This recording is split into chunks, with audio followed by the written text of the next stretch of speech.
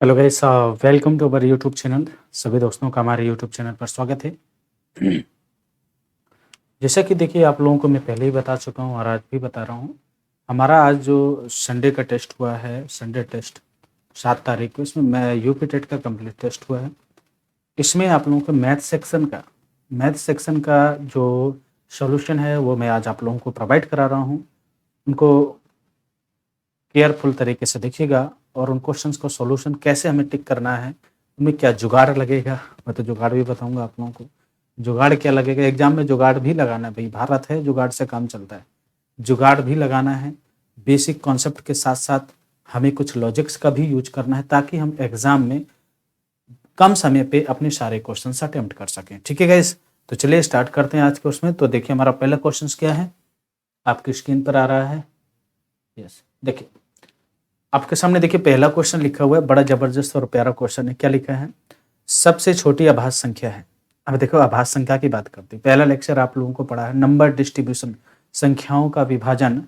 आपको प्लेलिस्ट में मिल जाएगा, इसी प्लेलिस्ट में कैसे संख्याओं के विभाजन में मैंने ये चीज पढ़ा रखी है। सबसे छोटी अभाज्य संख्या आपकी देखो 0, आपकी ना तो भाज्य संख्या है ना तो अभाज्य संख्या की तो कोई बात ही नहीं है। तो सबसे छोटी अभाज्य संख्या कौन होती है, जिसके केवल और केवल 2 ही फैक्टर किए जा सके, वही हमारी क्या कहलाती है, अभाज्य संख्या कहलाती है।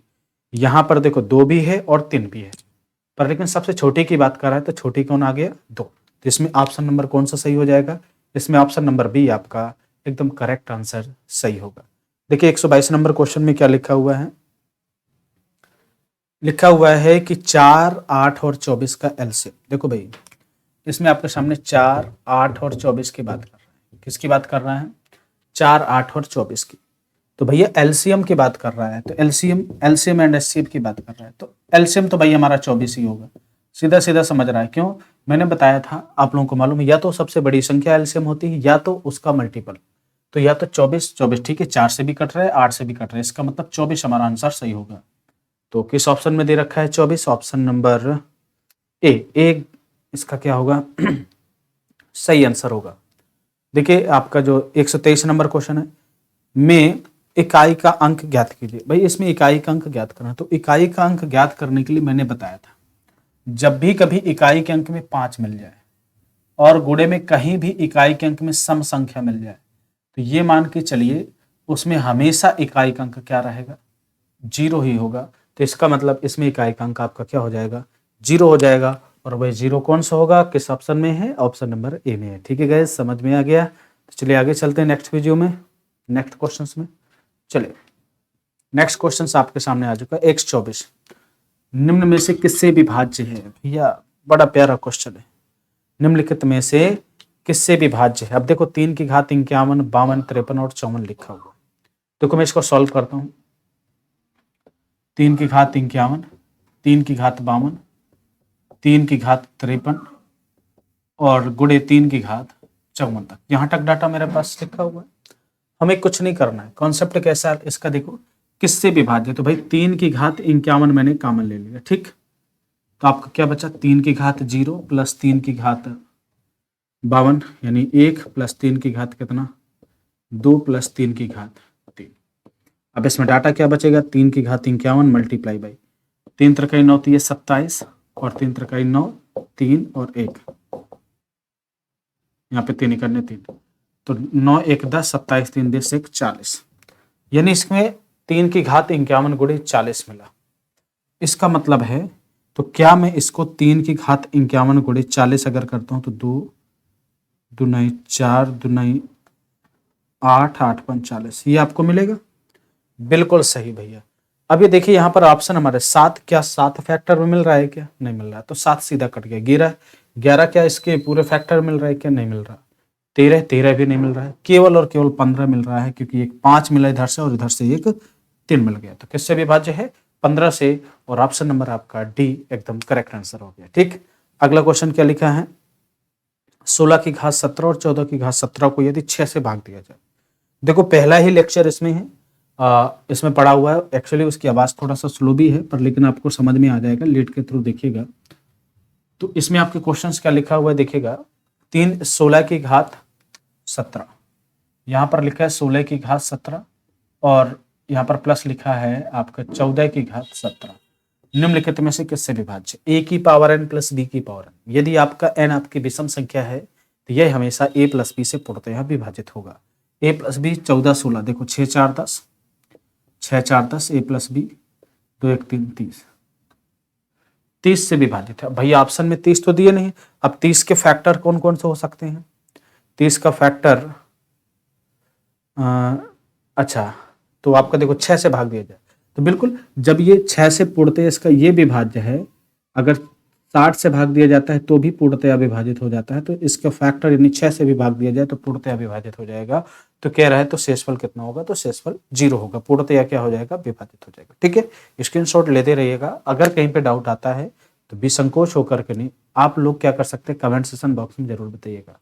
अगर आप लोगों को सोल्यूशन अच्छा लगे तो कमेंट जरूर करिएगा। सबसे लोगों से मैं कह रहा हूँ जितने लोग हैं एक बार नीचे कमेंट जरूर करिएगा, इसको लाइक कर दीजिएगा और इसको शेयर कर दीजिएगा। ठीक है, अगला question square root of 5 square root of 5। जब भी कभी ऐसी आपको सीरीज मिले square root of 5 square root of 5 square root of 5 कुछ भी मिले तो डेट डैश इनफाइनाइट तक, इसका मतलब आंसर कितने आने वाला है? इसका 5 ही आने वाला है। कितना आंसर आएगा? 5। Square root of 7 square root of 7 square root of 7 square root of 7 कुछ ऐसा डेट डैश करके दिया हुआ है, इसका मतलब तो भी आंसर कितना आने वाला है? 7 आने वाला है। तो मतलब जब भी कभी आपको रिपीटेड सीरीज ऐसे मिलती है और इनटू के फॉर्म में होती है, यहाँ पर प्लस और माइनस नहीं लिखा होता है, तो इसका मतलब वह उसका आंसर वही सेम होगा। ठीक, 26 नंबर का क्वेश्चन हो गया। चलिए 27 नंबर के क्वेश्चन की तरफ चलते हैं। आप देखिएगा, चलिए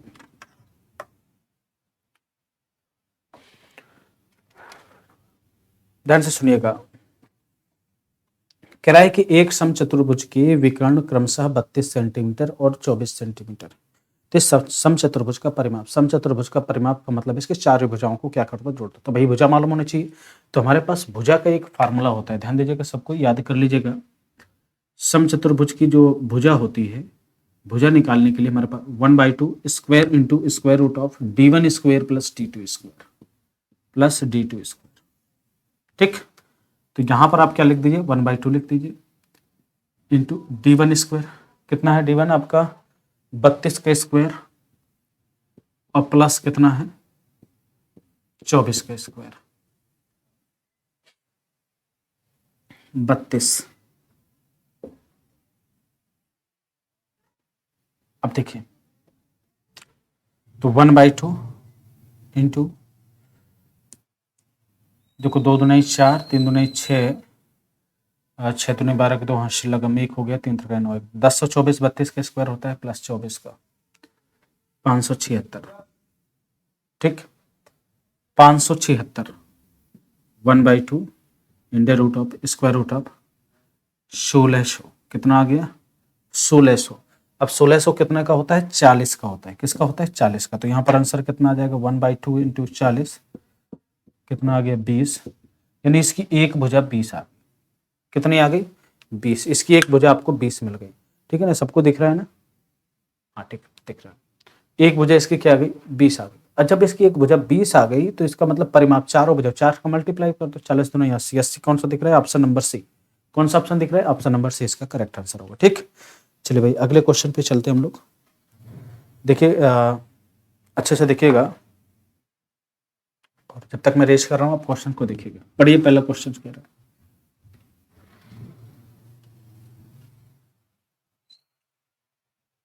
देखिए कह रहा है कि एक मजदूर के वेतन में, क्वेश्चन को समझिएगा, मजदूर के वेतन में 10% की बढ़ाने के बाद 20% बढ़ा दिया जाता है। यानी पहले 10% बढ़ा दिया जाता है, उसके बाद 20% बढ़ा दिया जाता है। तो बताइए मजदूर के वेतन में कुल कितने परसेंट की वृद्धि हुई? मतलब सक्सेसिव चेंज, पहले 10% बढ़ा फिर आपका 20% बढ़ा, यानी इसका सक्सेसिव चेंज यानी क्रमागत आपका परिवर्तन हो रहा है। तो भैया जब मैंने क्रमागत परिवर्तन हो रहा है तो इसमें परसेंटेज चेंज में कुछ क्वेश्चन अभी मैं पढ़ाऊंगा आप लोगों को, ध्यान दीजिएगा। क्रमागत का मतलब जब सिंपल आपके क्वेश्चन हो तो इससे लगाइए x plus Y plus X Y upon 100। जब आपके डिफिकल्ट क्वेश्चन हो तब आप मतलब रेशियोज में दिए हों या सॉरी सही बटा में दिए हों, आपके परसेंटेज या आपके पॉइंट में दिए हों, तो उसको सबसे पहले फ्रैक्शनल मेथड यानी रेशियो वाले मेथड से लगाइएगा। इसमें ऑलरेडी दे रखा है कितना? 10% 20%। 10 लिख दिया प्लस 20 लिख दिया प्लस 10 गुणे कितना लिख दिया? 20 बटा कितना हो जाएगा? 100। कैंसल आउट हो गया। 30 + 2 बराबर 32%। कितना परसेंट टोटल बढ़ा? 32%। बहुत सारे लोग 30 में मार दिए होंगे, बट 30 का मतलब है पहले 10 बढ़ा, फिर जितनी ओवरऑल इनकम बनी उसका फिर से 20% क्या हो गया? इंक्रीज हो गया। इसको बोलते हैं सक्सेसिव परिवर्तन। ठीक, अब देखिए अगले क्वेश्चन है। इसमें चूंकि ऑप्शंस में हो सकता है लास्ट वाले ऑप्शन में जो क्वेश्चन है उसमें 6,2 लिखा है, पर लेकिन पेपर में, बट ये आपका 6,4 है। मैंने इसमें सही कर लिया है, 6,4 ही है। तो सबसे पहले आपका सेट ये बनना है। देखिए ऑप्शन के थ्रू कैसे लगाएंगे क्वेश्चन को। कह रहा है दो संख्याओं का लासा व मासा का गुणनफल कितना है? 24 है। ठीक, यानी पहली संख्या गुणे दूसरी संख्या, दो संख्याओं का गुणनफल का लासा व मासा का गुणनफल कितना है? पहली संख्या गुणे दूसरी संख्या लासा गुणे मासा बराबर 24 है। ठीक, इसमें कह रहा है पहली संख्या और माइनस दूसरी संख्या दोनों का डिफरेंस कितना है? 2। बस यही चेक कर लो ऑप्शन के थ्रू। क्या 2 और 3 का डिफरेंस 2 है? नहीं है। 2 और 3 और 4 का? नहीं है। 3 और 8 का? नहीं है। केवल और केवल इसमें एक ही ऑप्शन है, वो कौन है? डी, जिसका डिफरेंस कितना आ रहा है? आपका 2 आ रहा है। यानी ऑप्शन नंबर डी 6,4 इसका क्या होगा? सही होगा। इसको आप सॉल्व भी कर सकते हो। 2 प्लस, अब इस चीज को यहां पर क्या कर दो? पुट कर दो, यानी आपका इक्वेशन फर्स्ट और सेकंड बन गया। तो 2 प्लस ये सेकंड नंबर हो गया। ये आप इसमें ए और बी के थ्रू भी लगा सकते हैं। ए और बी के थ्रू आप लोगों को ये थोड़ा सा ज़्यादा सुटेबल लगेगा, दिखेगा। मैं इसको लगा के बता रहा हूँ आप लोगों को। ए इंटू बी बराबर कितना है? 24 है। यानी पहली संख्या गुणे दूसरी संख्या बराबर लासा गुणे मासा ऑलरेडी दे रखा है। इसमें ए माइनस बी बराबर आपका कितना दे रखा है? 2। आपको चाहिए क्या? दोनों संख्याएं चाहिए। ठीक, तो आप क्या करो, यहाँ से ए प्लस बी भी निकाल सकते हो, और भी तरीके होते हैं। ए प्लस बी बराबर ए माइनस बी का होल आप square minus 4a plus 4ab के माध्यम से भी क्या कर सकते हैं? निकाल सकते हैं। फिर उसको सॉल्व करेंगे, कैलकुलेशन लंबा चला जाएगा। यहीं पर इसको पुट कर लेते हैं। ए बराबर कितना आ जाएगा? ए बराबर आपका आ जाएगा 2b। तो यहाँ पर 2 + b और into B is equal to कितना हो जाएगा? तो कितना हो जाएगा ये? 2b + b² - 24 is equal to 0। अब कौन सा बना? 6 चौको 24, जिनका अंतर कितना आ रहा हो? जिनका अंतर कितना आ रहा हो? 2 ऑलरेडी दिख रहा है। तो इसके ऐसे फैक्टर करो, 6 और 4, जो भी आपकी यहाँ पर संख्या गुणनफल दिया हो, लासा मासा का दिया हो गुणनफल, इनके तुरंत फैक्टर करिए। और ऐसे दो फैक्टर करिए कि उनका अंतर कितना आ रहा हो, 2 गुणा करने पर कितना आ रहा हो? 24। तो 2b² प्लस आपका 6b² माइनस 4b और minus 22b is equal to 0। अब इसको सॉल्व कर लीजिएगा, यहाँ से कॉमन लेकर के 2b कॉमन ले लिया तो कितना बचा यहाँ पर? तो b + 3 और यहाँ पर माइनस का बचा, माइनस का 2 कॉमन ले लिया तो 2b + b, 2 दूनी 4। 1 सेकंड,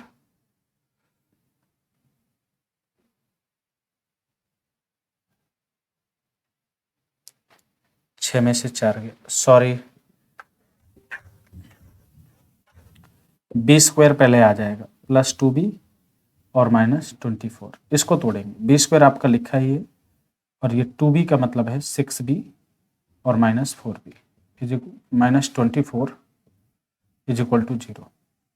यहाँ पर b कॉमन ले लिया तो b + 6 हो जाएगा, माइनस 4 कॉमन ले लिया b + 6।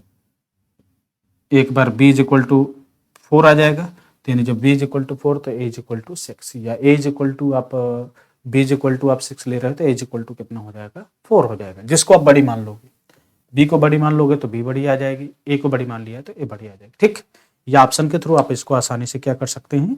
चेक कर सकते हैं। ठीक है, दिख रहा है ना सबको? हाँ ठीक है, चलिए आगे चलते हैं नेक्स्ट क्वेश्चन की तरफ।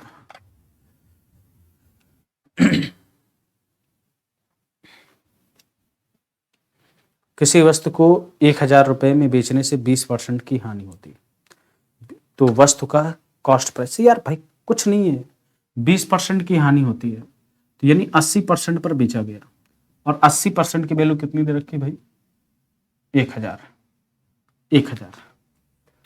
तो आप इसको क्या कर सकते हो? इसको 100 बना लो, 100% कॉस्ट प्राइस चाहिए। तो चाहे तो आप इसमें पहले 4 का भाग दीजिए, 20 चौको 80, 20% बना लीजिए, और 4 दूनी 8 और 4 पंचे 20, 250 बना लीजिए। अब इसमें 5 का गुणा कर दीजिए तो 20 पंचे 100 हो गया, और ये कितना हो जाएगा, 25 पंचे 125, 1250 रुपये का। ठीक, तो आपका आंसर कौन सा सही हो जाएगा, सी नंबर 1250। जैसे भी लगाना चाहे, या 80% बराबर जब आपको ये दे रखा है, या ऐसे भी लगा सकते हैं 80% बराबर कितना दे रखा है, 1000 दे रखा है, तो आप इसमें 100% चाहिए, आपको सीपी चाहिए, तो 1000 बटे कितना 80 मल्टीप्लाई बाई कितना 100, तो 0 से 0 8 है, लास्ट में 3 0, 8 से कट जाएगा, पूरा का पूरा कट जाएगा, कितना 125 बार में, 125 अट्ठे 1000, 125 अट्ठे 1000। मैंने आप लोगों को टेबल भी बताया कि भैया 125 अट्ठे 1000 चीज़ों को याद रखिएगा, 125 अट्ठे 1000 कट गया पूरा का पूरा, तो 1250 आपका आंसर, यानी कौन सा सही हो जाएगा, ऑप्शन नंबर सी। किसी वस्तु का विक्रय मूल्य इसके क्रय मूल्य का 3/2 गुना। देखिए, अब देखिए क्वेश्चंस के स्टैंडर्ड को देखिएगा, कैसे क्वेश्चंस को लगाते हैं। 131 नंबर का क्वेश्चन ध्यान दीजिएगा, कह रहा है किसी वस्तु का विक्रय मूल्य इसके क्रय मूल्य का 3/2 गुना, यानी किसी वस्तु का विक्रय मूल्य सेलिंग प्राइस इसके कॉस्ट प्राइस का 3/2 गुना, यानी कॉस्ट प्राइस 2 हो गई, सेलिंग प्राइस 3 हो गई। कोई दिक्कत, यानी सिंपल सी बात, इसमें क्या हुआ, लाभ प्रतिशत ज्ञात कीजिए, कितना हुआ भाई 1, कितने में 2, 1/2 का मतलब 50%, 50%। आप टिक मार दीजिए, option number B. Oral question है, सारे के सारे जितने भी क्वेश्चंस मैं बता रहा हूं, ऐसा भी कोई क्वेश्चन नहीं एग्जाम हॉल में जिनके लिए पेन चलाना पड़े, बट आप लोग चीजों को ऐसे लगाइएगा कि जब भी गुना वाले क्वेश्चन आ जाए तो इनको ऐसे ट्रीट करिएगा। ठीक, अगला क्वेश्चन देखते हैं। 132 नंबर का क्वेश्चन क्या करा, यदि ए तथा बी किसी कार्य को क्रमशः 10 दिन और 15 दिन में पूरा कर सकते हैं, जब दोनों एक साथ काम शुरू करें तो कितने दिनों में कार्य पूरा किया जा सकता है। ठीक, अब देखिए ए तथा बी, तो हम तो सीधा जानते हैं दिनों की बात करता है, तो ए का 1 दिन का कार्य 1/10 हो गया, बी का कितना हो गया, कितने दिन में, 15 दिन में, तो ये 1/15 हो गया। दोनों को मिला लो, दोनों 1 दिन में कितना कर सकते हैं, 15 दुनाई 30, 30 10 33 3, 15 दुनाई 30, 3 2 5, 5/30, 6 पंचे 30, यानी 1/6 दिन, 1/6 कार्य करते हैं, तो कितने दिन में, इसका जस्ट अपोजिट क्या होता है, दिन होता है, तो 6 दिन में। या तो आप ऐसे लगा लीजिए, या तो आप सीधा ध्यान दीजिएगा, इसमें एक फार्मूला होता है XY/X+Y, सीधा XY 10 गुणे 15 बटे कितना हो जाएगा, 10/15 गुणे 10 + 15 हो जाएगा, 15 10 कितना हो गया, 10 गुणे 15 बटे 15 10 25, पचम 5 3 15, पचम 25, 5 दुनाई 10, 3 दुनाई 6 दिन। या तो आप क्वेश्चंस को ऐसे सॉल्व कर लीजिएगा, ये एक मेथड है, या तो आप सीधा ऐसे लगा लीजिएगा। दोनों तरीके से आप क्वेश्चन को सॉल्व कर सकते हैं। तो यानी इसका आंसर क्या सही हो जाएगा, देखिए स्क्रीन पर आ रहा है, यानी 6 दिन, option number D is correct. ठीक है, 133 नंबर के क्वेश्चन में क्या कह रहे हैं, बहुलक ज्ञात कीजिए। बहुलक का मतलब होता है जिसकी बारंबारता, फ्रीक्वेंसी सबसे अधिक है। बहुलक का मतलब बहुत, बहुलक का मतलब बहुत, जिसकी फ्रीक्वेंसी सबसे अधिक है वही हमारा क्या कहलाता है, बहुलक कहलाता है। देखिए इसमें सबसे ज्यादा फ्रीक्वेंसी कितनी है, 3 की भाई 21 है, और आपकी 5 की 20 है, 7 की 10 है, और 9 की 26 है, और 10 की कितनी है 24। तो केवल और केवल 9 ऐसी संख्या है जिसकी फ्रीक्वेंसी सबसे अधिक है, वह कौन सी है, 9। तो option number B is correct. किसी बहुभुज के विकर्णों की कुल संख्या 14 है, तो बहुभुज की भुजाओं की संख्या ज्ञात कीजिए। विकर्णों की संख्या 14 है, विकर्णों की संख्या 14 है, तो विकर्ण ज्ञात करने के लिए, बहुभुज के विकर्ण ज्ञात करने के लिए आप लोग क्या निकालते हैं, फार्मूला n(n-3/2), बहुभुज की बात बता रहा हूं। तो विकर्ण कितने हैं, 14 बराबर n(n-3), तो यहां पर 14 दुनाई कितना हो गया, 28, इस साइड आ जाएगा 28, n² -3n, तो कितना n स्क्वायर -3n और -28। तो ऐसे में जिसको माइनस करने पर 3 आ जाए, 7×28, तो n स्क्वायर -3n, जो भी डाटा बचे उसका 3n 7×28, 7n - 4n, इसको हम क्या लिख सकते हैं, 3n को 7n - 4n, दोनों को माइनस करने पर, तो इसको प्लस का ले लो, -28 इज इक्वल टू कितना हो जाएगा, 0 हो जाएगा। तो यहाँ पर डाटा क्या बचा, n कॉमन ले लिए तो n माइनस कितना 7, प्लस 4 कॉमन ले लिए तो n - 7, तो यहाँ पे n-4 यानी माइनस का तो होगा नहीं, तो n - 7 is equal to 0, n is equal to 7 एक बार आएगा, और n + 4 इज इक्वल टू 0, तो n इज इक्वल टू -4। कभी भी भुजाओं की संख्या माइनस में नहीं होती, कभी भुजाओं की संख्या किस में नहीं होती, माइनस में नहीं होती, हमेशा पॉजिटिव होती है। n इज इक्वल टू 7, यानी ऑप्शन नंबर आपका कौन सा, ए इज द करेक्ट आंसर। ठीक है, चलो गाइस आगे चलते हैं नेक्स्ट क्वेश्चंस की तरफ। एक कोण का संपूरक कोण उसका 5 गुना है, एक कोण का संपूरक कोण उसका 5 गुना है, किसका, कोण का, एक कोण का संपूरक कोण।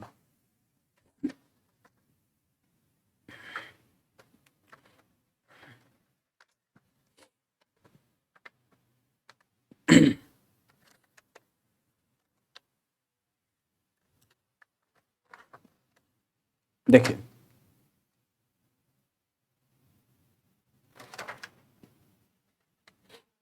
बहुत प्यारा क्वेश्चन है। अब देखिए इस तरह के क्वेश्चंस आप लोगों से बनने चाहिए और इम्पोर्टेंट हैं। ऐसे क्वेश्चंस आपके एग्जाम में पूछे भी जाते हैं। कैसे क्वेश्चन, संपूरक कोण हो गया और कोटिपूरक कोण हो गया, ऐसे कोण आपके एग्जाम में पूछे। संपूरक का मतलब होता है कि 180 वह दो कोण जिनका योग कितना हो, 180 अंश हो, एक दूसरे के संपूरक कोण कहलाते हैं।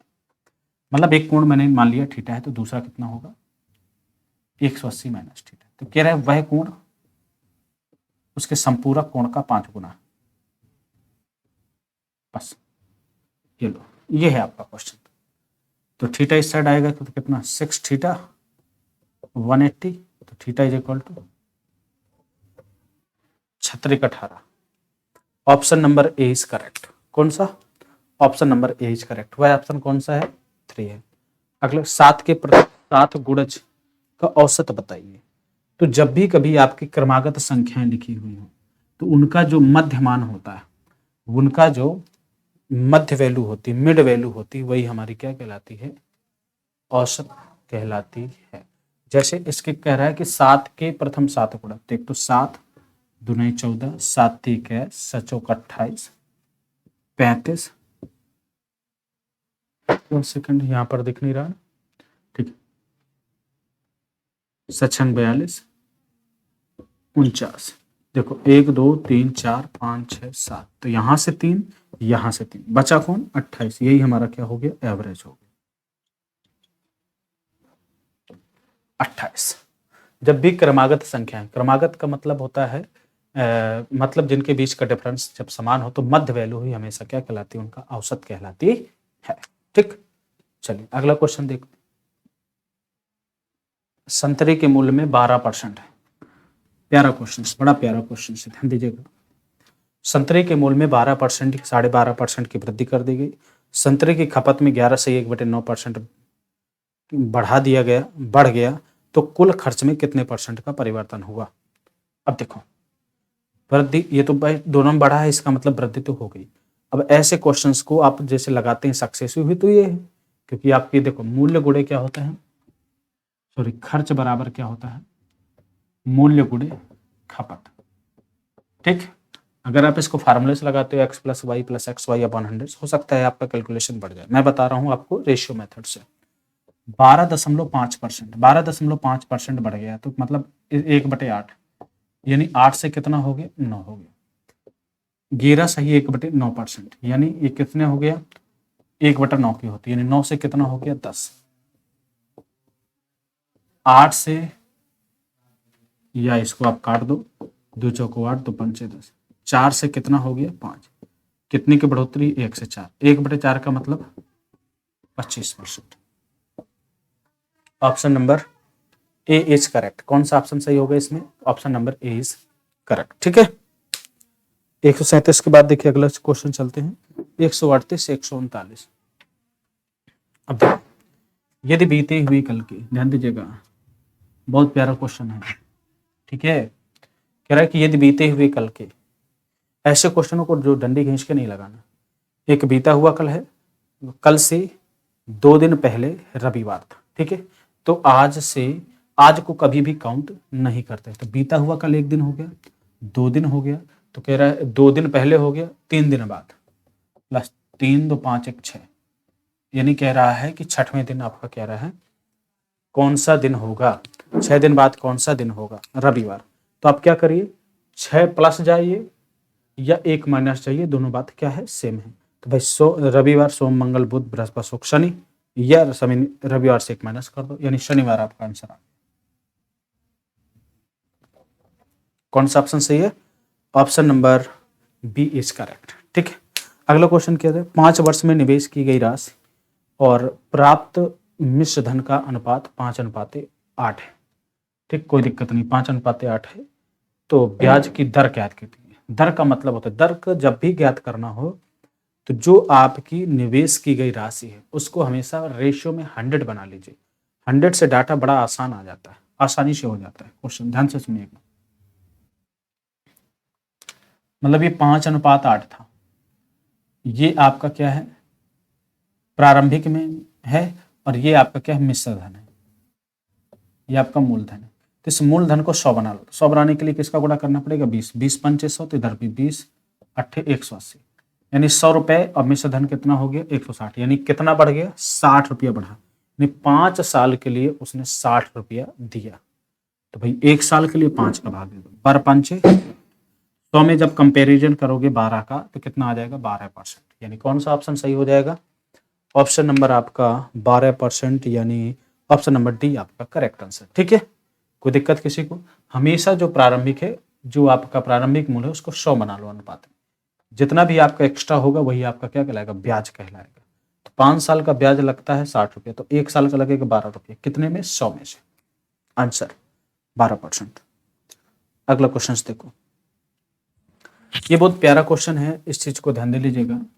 इतना बेहतरीन क्वेश्चन है जो अगला वाला क्वेश्चन आपके स्क्रीन पर लगा हुआ है, ये आपका एल्जेब्रा का क्वेश्चन है, 5 की पावर a। और ऐसे क्वेश्चन को हम लोग लगाते भी हैं, ऐसा नहीं है। तो जब भी कभी आपके कुछ क्वेश्चन इस फॉर्म में मिले, ध्यान दीजिएगा, मैं अभी एक शॉर्ट वे में चीजों को बता रहा हूँ। जैसे 5 की घात कितना हो गया, a बराबर 6 की घात b बराबर 30 की घात c। जब भी कभी ऐसा फॉर्म मिले तो इन दो का ऐसा रेशियो बनाओ। क्या 5 6 30 हो सकता है? बिल्कुल हो सकता है। कैसे? अगर आप बेसिक्स लगाओगे, मान लो कहो सर इसको के इक्वल कर देते हैं, ठीक है, हमने कहा ठीक है, कॉन्सेप्ट है बता रहा हूँ, अभी क्वेश्चन नहीं लगा रहा हूँ। तो थोड़ा सा इसको पॉज कर देता हूँ मैं यहाँ से। यस, हाँ देखिएगा, यहाँ पे कॉन्सेप्ट अभी बता। आप कहोगे सर 5 की पावर a बराबर कितना? के। आप कहोगे सर 5 बराबर कितना हो जाएगा? k की पावर a हो जाएगा 1/a। ठीक, 6 बराबर कितना हो जाएगा? k की पावर 1/b। 30 बराबर कितना हो जाएगा? k की पावर 1/c। अब इन तीनों में रिलेशन बैठा हुआ आपस में। रिलेशन कैसे बैठेगा? अगर इन दोनों का गुणा कर दिया जाए तो 30 आ जाता है, यानी 5 गुणे 6 बराबर 30। ठीक, तो आप क्या करोगे? होता है ना, तो 5 गुणे 6 बराबर आपका कितना? 30। तो 5 गुणे 6, 5 का मतलब क्या है? k की पावर 1/2 गुणे k की पावर 1/b, यानी a, और यहाँ पर कितना? b बराबर k की पावर 1/c। तो यानी आधार समान घातें जुड़ जाती हैं, 1/a प्लस 1/b, k की पावर 1/c। तो 1/a plus 1/b is equal to कितना हो जाएगा? 1/c। ठीक, हमें c की वैल्यू चाहिए, तो इसका सिंप्लीफाई कर दो, कितना हो जाएगा? ab b plus a is equal to आपका 1/c। Then c is equal to कितना हो जाएगा? c इज इक्वल टू डाटा हो जाएगा ab by b plus a या a प्लस बी।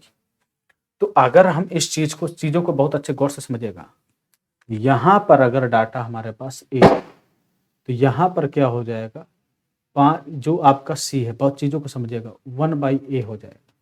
यहाँ पर आ जाएगा 1/b, 1/a, 1/b, और सी के लिए कितना हो जाएगा 1/c। तो इस डाटा को आप याद रखें, या आप ऐसे कह सकते हो कि सर हमें सी का चाहिए तो ab/b+a,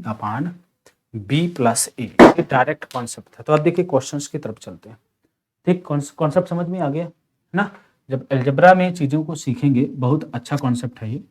जब आपके तीन वेरिएबल्स अलग अलग, एक ही मान नहीं है, ऐसे क्वेश्चन को लगाने के लिए हम लोग परेशान हो जाते हैं। बहुत अच्छा कॉन्सेप्ट है, रोजर कॉन्सेप्ट। देखिए मैं आपके सामने एक सीन पर क्वेश्चन लगा रहा हूँ। देखिए ये 5 की पावर a और 4 की पावर b = 100, 5 की पावर a बराबर 4 की पावर b = 100। अब देखो कह रहा है मुझे इनमें क्या रिलेशन बैठाना है। तो रिलेशन बैठाने के लिए ये 5 और 4, तो 5 को कितना कर दो, 5 25, 25 चौको 100। 5 को कितना कर दो, 5 25, 25 चौको 100।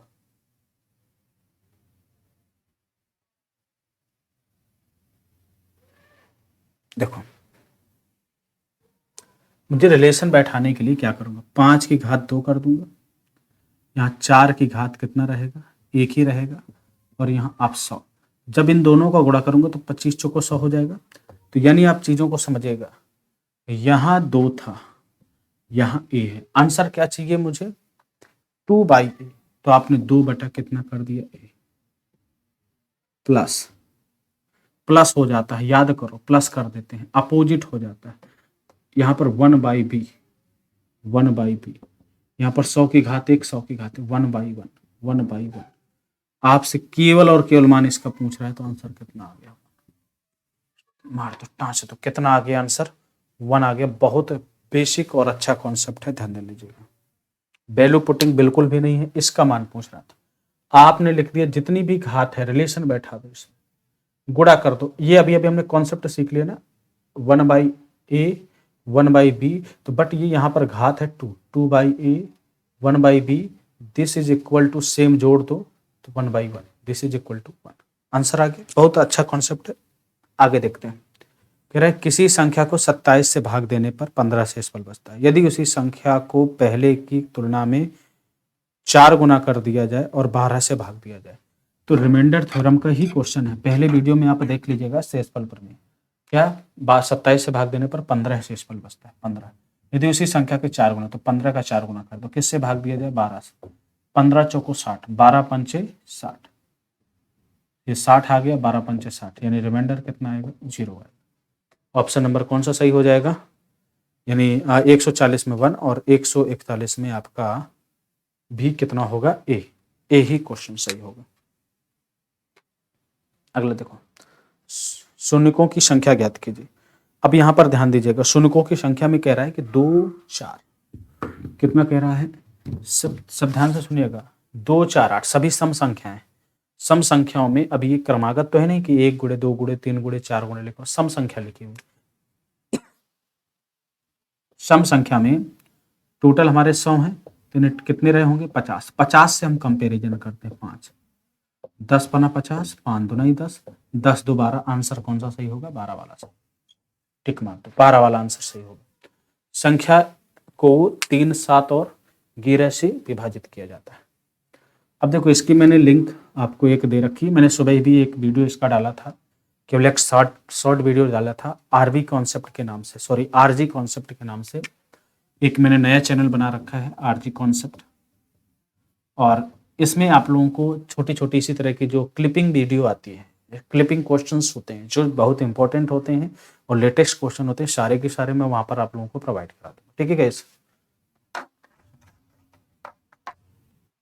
अब देखिएगा, कह रहा है संख्या में इतने में से पूर्णतः विभाजित है। भाई 3 7 और 11 का एलसीएम कितना होता है, 231। सब कोई दिमाग में बैठा लो, ये 231 को आप 2 3 5 और एक्स वाई से भाग देते हो, तो एक बार में गया तो यहाँ पर 4 शेषफल बचा, 4 XY होगा, तो 231 दुनाई 462, यानी कितना बचा यहाँ पर, यानी यहाँ पर अगर 6 और y बराबर कितना होता 2, तो यह पूर्णतया क्या हो जाता, विभाजित हो जाता।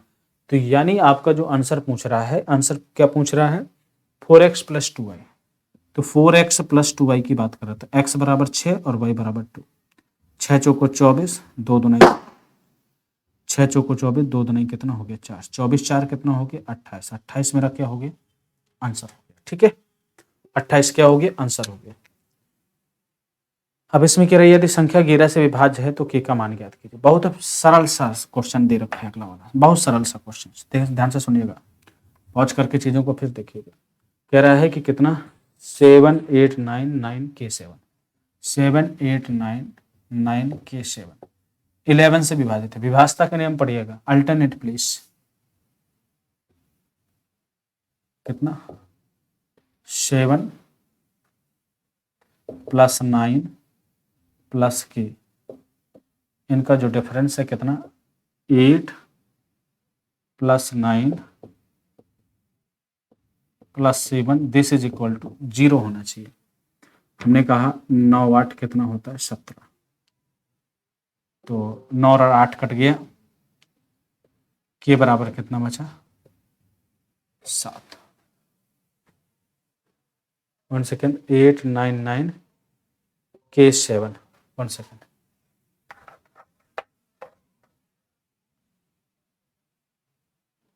7 8 9 9 7 8 9 9 k7,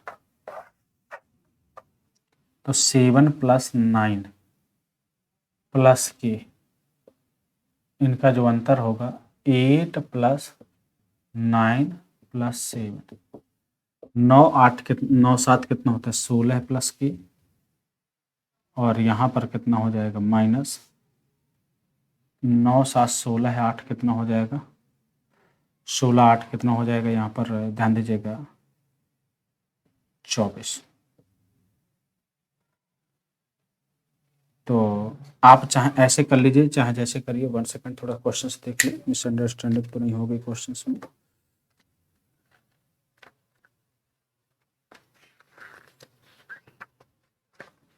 यही आपके उसमें क्वेश्चन थे ना,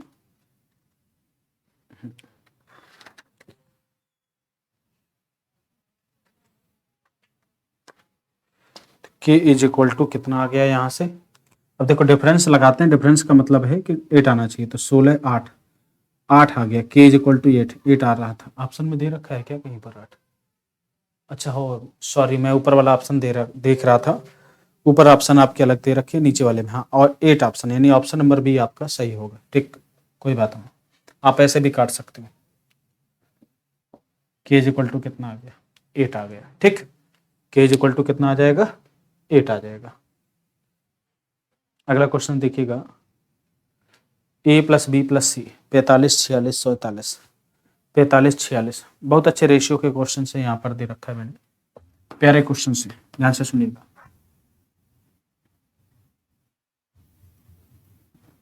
इसमें क्या कह रहा है, a अनुपात b अनुपात c। तो देखो a + b, b + c, c + a अनुपात बराबर कितना दे रखा है आपका 5:7:6। मुझे क्या चाहिए, मुझे सबसे पहले चाहिए a अनुपात b अनुपात c चाहिए। देखो a लाने के लिए देखो क्या करेंगे हम लोग, चीजों को समझिएगा, चीजों को समझिएगा। आप यहां से देखिएगा, इन दोनों को जोड़िए और BC को काट दीजिए, तो 2a बनेगा और BC क्या हो जाएगा कट जाएगा, तो इन दोनों को जोड़ो, इसको 6 5 11 में 7 गया, 7 4 11 4 मिला, B में लिए, इन दोनों को जोड़ो और इसको घटाओ, तो 7 5 12 में 6 गया, 6 बचा, 2B यानी कितना हो गया 6। इसी प्रकार 2C का मतलब CC, इन दोनों को जोड़िए और इसको घटाइए, 7 6 13, 13 में से 5 गए 8। अब आप देखिए 2 दूनी 4, 2 3 6, 2 चौको 8, क्योंकि ये तो आपके कट ही जाएंगे, इनसे कोई मतलब ही नहीं निकलेगा, रेशियो है। तो रेशियो क्या आ गया, A अनुपात 2 3 और 4, किसका अनुपात आ गया 2 3 और 4 का अनुपात आ गया, किसका 2 3 और 4 का अनुपात। अब इसमें क्या कह रहा है, इसमें आपको कह रहा है कि 2a - 3b + 4c बराबर 66, 2a - 3b + 4c बराबर 66 दे रखा है। तो अब देखिएगा अनुपातिक मान देखो देखो देख रखा है, 2 दूनी 4 हो गया, माइनस 3 त्रिकाई 9, 4 चौको 16 बराबर 66। तो कितना 9 में से 4 गया, कितना हो गया 5 और माइनस 5 11, 1 यूनिट बराबर कितना आ गया 6।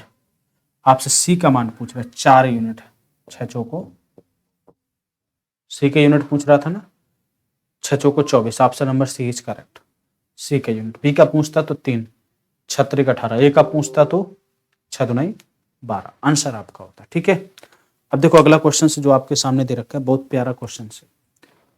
ए और सी का मध्यानुपात क्या है, बी है। इसको लिख लिया सबने, ए और सी का मध्यानुपात, ध्यान से सुनिएगा, बहुत प्यारा क्वेश्चन है यहाँ पर। ए और सी का मध्यानुपात, ए और सी का मध्यानुपात, मध्यानुपात, बात समझ में आ गई। तो आपसे क्वेश्चन कह रहा है ए माइनस बी और बी माइनस सी बराबर कितना दे रखा है, इस क्यूब रूट ऑफ,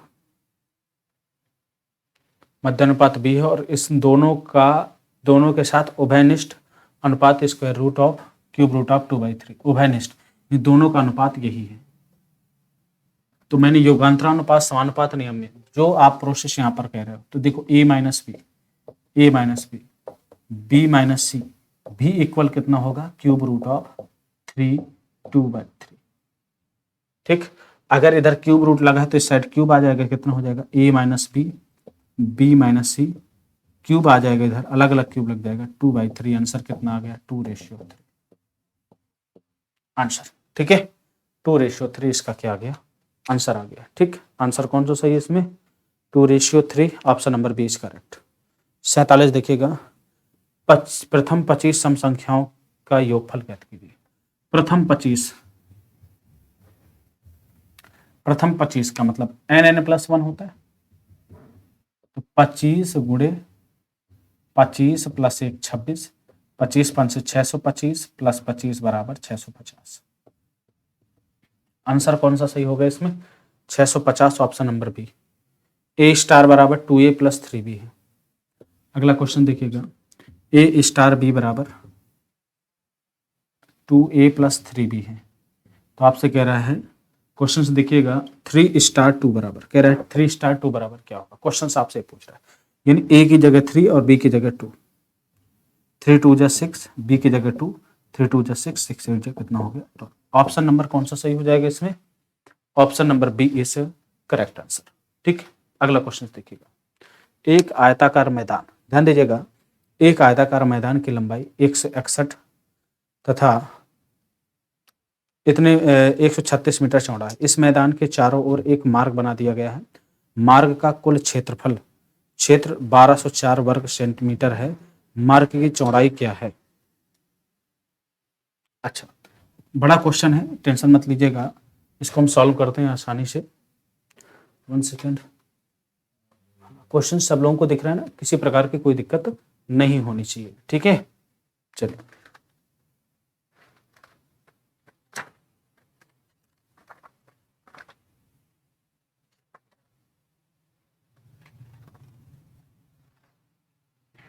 अब देखिएगा, मार्क वाले ऐसे क्वेश्चंस आपके एग्जाम में क्या किए जाते हैं, पूछे जाते हैं, बहुत ज़्यादा पूछे जाते हैं, इसलिए इनसे भयभीत नहीं होना है, क्वेश्चनों को बहुत अच्छे से लगाना है, प्यार से।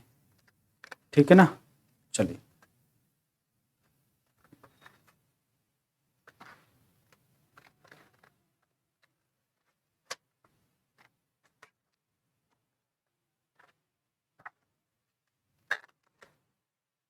चलिए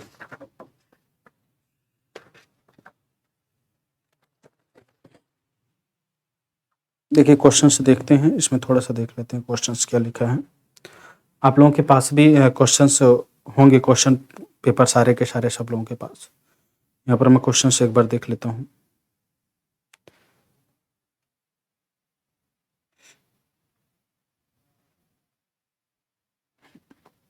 हाँ, ये लिखा, एक आयताकार मैदान की लंबाई कितनी है, 161 ही है ना, 161 है, हाँ ठीक, 161 ही है, तथा 136 मीटर चौड़ाई। अच्छा एक बात बताइए, ये मैं आपको यहाँ पर एक चीज़ बता रहा हूँ, यहाँ पर चीज़ों को समझिएगा। ये आयताकार मैदान है, इसकी लंबाई और चौड़ाई दी हुई है। अगर इसमें कुछ मैंने इंक्रीजमेंट किया तो लंबाई और चौड़ाई दोनों में क्या कर दिया, इंक्रीजमेंट कर दिया, चारों ओर एक मार्ग बना दिया। मार्ग का मतलब है इसकी लंबाई जितनी भी होगी, यहाँ पर x है तो यहाँ पर भी कितनी होगी, x ही होगी। तो मार्ग सहित मैदान का क्षेत्रफल, अब देखिएगा इसका जो क्षेत्रफल है वो लंबाई गुणे चौड़ाई दे रखा है कितना भाई, इस पूरे क्षेत्रफल में से, पूरे वाले क्षेत्रफल में से अगर इसमें छोटे वाले क्षेत्रफल को माइनस कर दो तो ये मान के चलो मार्ग का क्षेत्रफल आ जाएगा। किसका आ जाएगा, मार्ग का क्षेत्रफल। भाई अगर मुझे केवल इस वाले रीजन का चाहिए तो मैं क्या करूंगा, पूरे कंप्लीट में से छोटे वाले को मुझे हटाना पड़ेगा। कंप्लीट क्या होगा भाई, इसकी लंबाई कितनी है 161, तो 161 और x यहां से बढ़ी, x यहां से बढ़ी तो प्लस मान लो 2x हो गई। ठीक, चौड़ाई कितनी है 100 कितनी है 36, x ऊपर बढ़ी तो x कहां पर बढ़ेगा, नीचे बढ़ेगा, तो प्लस 2x।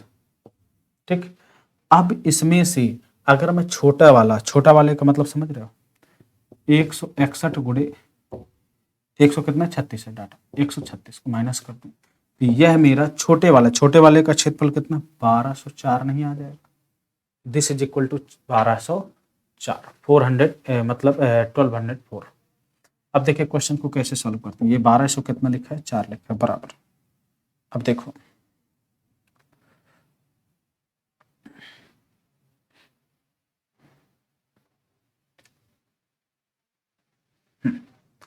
एक 161 प्लस 2x और यहाँ पर आपका कितना आ गया 136 प्लस 2x और यहाँ पर माइनस का डाटा आपको कितना मिलेगा 6 करने 6 2186 नहीं 21896 आएगा। कितना आएगा 21896, 6 करने 6 6 6 36, ठीक 21896 आ जाएगा। अब देखिए इसको माइनस, यहाँ पर जो हमारे पास बना इसको प्लस करते हैं, 1204 बराबर, जब इसको करेंगे कितना आ जाएगा, देखिएगा आप इसको जब सॉल्व करिएगा ये आपका द्विघात समीकरण बनाएगा। क्या, द्विघात समीकरण। अब इसमें आपसे पूछ रहा है मार्ग की चौड़ाई क्या होगी। अच्छा देखिए, एक सेटिस्फैक्शन करने का एक तरीका भी होता है, ऑप्शन के थ्रू चीजों को भी क्या किया जा सकता है, लगाया जा सकता है। ठीक, अब देखिएगा, अब आप इसमें इसको मल्टीप्लाई करिए, फिर इसमें डाटा को मल्टीप्लाई करिए, तो यानी कुल मिलाकर के जो आपका सीरीज बनने वाला है यहाँ से पूरा का पूरा डाटा का, वो कितना बनेगा 2 2 जा 4x² प्लस 594x, ठीक 594x। जब इसमें से इसको घटा जोड़ दिया जाएगा तो पूरा डाटा मेरा बनेगा 1204 इक्वल टू 0, क्योंकि यह आपका दोनों का गुणा ये है, ये तो कट जाएगा, गुणा करो चाहे ना करो, ये तो बात के कट नहीं कटना है, केवल और केवल देखो कैसे कटेगा, 161 गुणे 136 प्लस कितना हो जाएगा, ये क्या 136 दुनाई 6 दुनाई 12 3 दुनाई 6 कितना हो जाएगा 7, 2 करने कितना 2, गुणा मत करिए केवल डाटा लिख दीजिए x प्लस, फिर यहाँ पर 2x का करोगे x 2 6 दुनाई 12 2 आंसर लगा में 2 करने 2 322। अब देखो ये माइनस आपका कितना लिखा है 4x² माइनस कितना 21, नहीं भी गुणा करते हो 161 गुणे 136 आता है, तो 161 गुणे 136 डाटा लिख दे, तो इस पूरे से ये पूरा डाटा क्या हो जाएगा, कैंसल आउट हो जाएगा, केवल और केवल यही डाटा बच सकेगा। 4x² इस साइड आ जाएगा, माइनस का ये आपका कितना प्लस का है, प्लस का हो जाएगा ये यहाँ पर डाटा पूरा का पूरा,